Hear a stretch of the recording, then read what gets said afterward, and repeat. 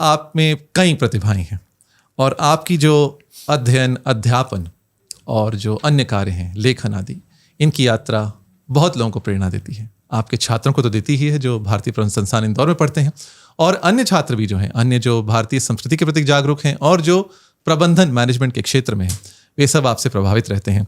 तो आप इस यात्रा के विषय में हमारे दर्शकों को कुछ विस्तार से बताएं, जो इतने क्षेत्रों में आपने प्रवेश किया और इतनी उपलब्धियां प्राप्त की।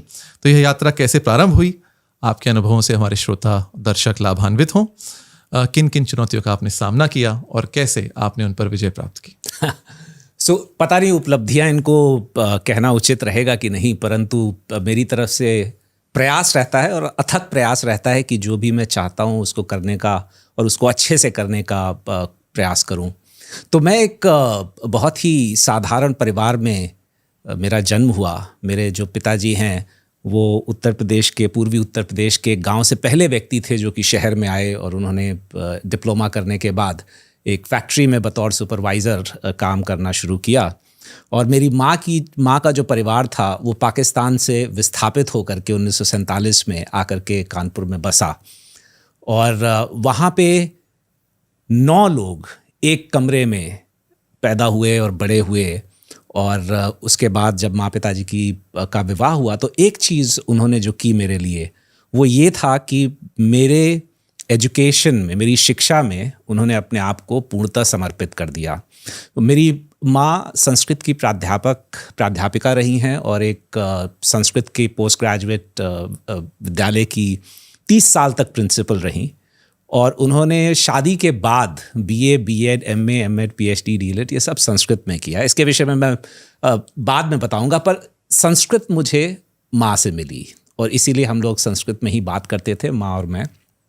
और उन्होंने, चूंकि उस समय उनको लगता था कि अंग्रेजी बोलना बहुत आवश्यक है और उनको थोड़ा सा हीन भावना लगती थी क्योंकि वो अंग्रेजी नहीं बोल पाते थे, तो उन्होंने उस समय एक ब्रिटिश ट्यूटर रखा था जिसको मेरे पिताजी अपनी आय का 1/4 भाग देते थे मुझे अंग्रेजी सिखाने के लिए। तो संस्कृत और अंग्रेजी मैंने एक साथ सीखी और उसके बाद मैंने फिर हिंदी, पंजाबी, भोजपुरी और उसके बाद अन्य भाषाओं को सीखा। जब मैं स्कूल में गया तो आरंभ से ही जो मेरी रुचि थी बोलने में, तो जितने भी डिबेट्स होते थे, वाद विवाद प्रतियोगिताएं होती थी, एक्सटेम्परे होते थे, उन सब में मैं बोलता था। साथ ही मेरे माता पिता आर्य समाजी हैं, तो आर्य समाज के मंच पे जैसे ही मैंने बोलना आरंभ किया वैसे ही माँ कुछ लिख करके दे देती थी और मैं वहाँ पे आर्य समाज के मंच पे जाकर के प्रति रविवार को कुछ ना कुछ बोलता था, चाहे वो 2 मिनट की प्रार्थना हो, चाहे वो 3 मिनट का एक संक्षिप्त उद्बोधन हो। तो इस तरह से जब मैं बड़ा हुआ तो मेरी अभिरुचि खास करके संस्कृत शास्त्रों में और अंग्रेजी के लिटरेचर में गई। और पढ़ने का मुझे आरंभ से ही शौक़ था, क्विज़ेस का मुझे आरंभ से ही शौक़ था, क्विज़ेस की प्रतियोगिता में भी मैं भाग लेता रहता था।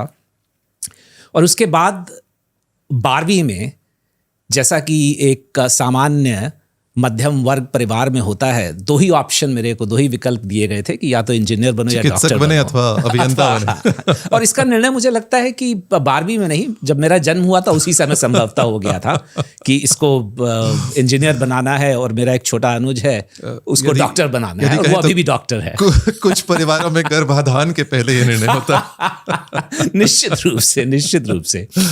तो इसलिए मैं इंजीनियर बन गया और इस क्यारी सी सूरत कल गया। लेकिन वहाँ पे भी मैंने संभवतः मेरी जो अंदर के पैशन थे उनको पहचाना। तो वहाँ पे भी मैं बहुत सारी प्रतियोगिताओं में भाग लेता था, मैं नाटक इत्यादि में भी, थिएटर में भाग लेता था। उसके बाद मैंने कई सारे प्लेस को डायरेक्ट भी किया और उसमें एक्टिंग भी की।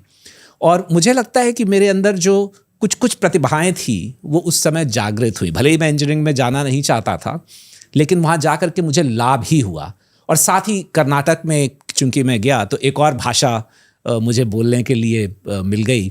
और इंजीनियरिंग के बाद मैं टाटा स्टील में गया और वहाँ पे मैंने शॉप फ्लोर पे पहले काम किया, बतौर वहाँ पे GT के बतौर मैंने ज्वाइन किया और शॉप फ्लोर पे वास्तव में इलेक्ट्रिकल इंजीनियरिंग का काम किया, क्योंकि अधिकतर लोग इंजीनियरिंग करने के बाद भी IT के क्षेत्र में चले जाते थे, लेकिन मैं संभवतः उन गिने चुने लोगों में से हूँ जिसने इलेक्ट्रिकल इंजीनियरिंग के बाद इलेक्ट्रिकल ऑपरेशंस में ही काम किया। जी। टाटा स्टील में जब मैंने 8 साल व्यतीत किए तब एक चीज़ जो मेरे को टाटा स्टील से मिली, बहुत चीज़ें मिली, लेकिन उसमें से एक जो सबसे महत्वपूर्ण मिला वो था हिमालय के प्रति लगाव। क्योंकि हमारा जो जीटी ट्रेनिंग होता था उसका एक भाग था ट्रैकिंग पे जाना। और मैं सोच भी नहीं सकता हूँ कि मुझे इतना अच्छा माउंटेनरिंग का, पर्वतारोहण का गुरु मिलेगा। मेरी गुरु बचेंद्री पाल हैं, क्या बात, जो माउंट एवरेस्ट पे चढ़ने वाली भारत की प्रथम महिला थी। तो उनसे मैंने माउंटेनरिंग सीखी, उनसे मैंने पर्वतारोहण सीखा। और जब मैं पहली बार हिमालय गया उसी समय मुझे हिमालय से प्रेम हो गया। मुझे समझ में आ गया कि this is my spiritual abode, मेरा आध्यात्मिक घर तो यहीं पे है। और मुझे लगता है कि ये कहीं ना कहीं प्रारब्ध भी है, क्योंकि मेरे माँ पिताजी ने जब मेरा नाम हिमांशु रखा तो उन्होंने संभवतः सोचा नहीं होगा कि मैं हिम का ही अंश हूँ और हिमालय का ही एक अंश हूँ। और इसी तरह से 8 साल के बाद मैं एक बार हिमालय के ऊपर एक चोटी के ऊपर बैठा हुआ एक पुस्तक पढ़ रहा था। और उस समय अनायास ही मुझे, बोधि वृक्ष तो नहीं था वहां पे, लेकिन मुझे अपने कर्तव्य का बोध हुआ। मुझे अपना विजन की प्राप्ति हुई कि मुझे जीवन में क्या करना है, जिसको पर्पस बोलते हैं या ध्येय बोलते हैं। मुझे अपने जीवन के ध्येय का अनुभव हुआ अनायासी, कोई ऐसा कारण नहीं था। वो पुस्तक में 2 लाइनें जो मैंने उसमें पढ़ी, और वो पुस्तक का जब मैं नाम लेता हूँ, मुझे जो लोग जानते हैं बोलते हैं कि जरूर गीता पढ़ रहे होगे या कोई उपनिषद पढ़ रहे होगे, लेकिन वो पुस्तक थी एलिस इन वंडरलैंड। और एलिस इन वंडरलैंड की 2 लाइनें थी जहाँ पे एलिस एक जगह पहुंची है और उसके बाद भिन्न भिन्न दिशाओं में सड़कें जा रही हैं और वो समझ में नहीं आ रहा उसको कि वो कहाँ जाए। तो एक बिल्ली सामने से आ रही होती है, तो वो बिल्ली से पूछती है कि मैं कहाँ जाऊँ, किस सड़क पे जाऊँ। और वो बिल्ली बोलती है ये तो इस बात पे निर्भर करता है कि तुम पहुँचना कहाँ चाहती हो। तो एलिस बोलती है मुझे उससे फ़र्क नहीं पड़ता। तो बिल्ली बोलती है तो फिर किसी भी सड़क पे चली जाओ। लेकिन फिर एलिस को लगता है कि संभवतः मैंने सही उत्तर नहीं दिया, तो वो पुनः बोलती है कि मैं कहीं तो पहुंच जाऊं। वो बिल्ली बोलती है अगर तुम चलती रहो बहुत देर तक तो कहीं ना कहीं तो पहुंच ही जाओगी। और तभी मेरे को ये आभास हुआ कि मैं भी यूं ही बिना अपने ध्येय को जाने, बिना अपने लक्ष्य को जाने चलता ही जा रहा था। परंतु वहां पे जब मैंने आत्मचिंतन और आत्ममंथन किया तो मुझे अपने ध्येय का पता चला। और उसके बाद मैं नीचे उतरा, टाटा स्टील गया, मैंने कैट का एग्जाम लिखा और उसका रिजल्ट आने के पहले ही मैंने टाटा स्टील से रिजाइन कर दिया जी। क्योंकि मैं इतना पक्का था, अपने इतना दृढ़ता थी मेरे अंदर कि चाहे जो भी हो अब मुझे वहीं जाना है जहां का मुझे पता चला, और वो था अध्यापन के क्षेत्र में जी। क्योंकि जो मेरा ध्येय था वो ये था कि मैं लोगों के जीवन में एक परिवर्तन ला सकूं जी। मैं भारत के लोगों के जीवन में एक परिवर्तन ला सकूं। और इसके लिए उस समय मुझे लगा कि संभवतः अध्यापन के क्षेत्र में और लिखने लिखाने के क्षेत्र में जाने से मैं अपने इस ध्येय तक आसानी से पहुंच जाऊंगा जी। और उसके बाद की जीवनी तो आपने बता ही दी कि देवतात्मा हिमालय से आपको प्रेरणा मिली, जैसा कालिदास कहते हैं अस्त्युत्तरस्याम दिशि देवतात्मा हिमालयो नाम नगाधिराज। निश्चित रूप पूर्वा परौ तो यनिधि वगाय स्थितः पृथिव्याम एव मानदंड। निश्चित रूप। तो बहुत अच्छा लगा सुनकर।